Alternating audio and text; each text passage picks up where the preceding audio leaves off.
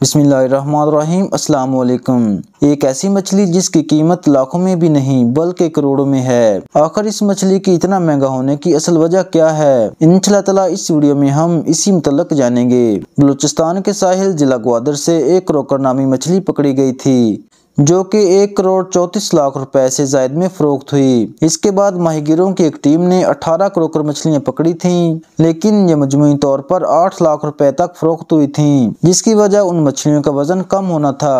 आपको ये सुनकर काफी हैरत हो रही होगी कि आखिर इन मछलियों में ऐसी क्या बात है कि एक क्रोकर मछली की कीमत करोड़ों में है। मुकामी मछुआरों के मुताबिक मछलियां अपने गोश्त की वजह से बहुत ज्यादा कीमती होती हैं, लेकिन क्रोकर मछली के हवाले से मामला बिल्कुल ही मुख्तलिफ है, क्योंकि क्रोकर मछली के एयर ब्लैडर के धागे बनाए जाते हैं जिन्हें इंसानी जिस्म के अंदरूनी अज़ा में दौरान सर्जरी लगाए जाने वाले टांकों, बिलखसूस दिल के ऑपरेशन में स्टिचिंग वगैरह में इस्तेमाल किया जाता है। इन मछलियों के ब्लैडर से बनाए गए धागों की खूबी ये है कि जेली की तरह जज़ब होकर जख्म को जमा देते हैं और सर्जरी में टांके लगाने के बाद इनको निकालने की भी जरूरत नहीं पड़ती।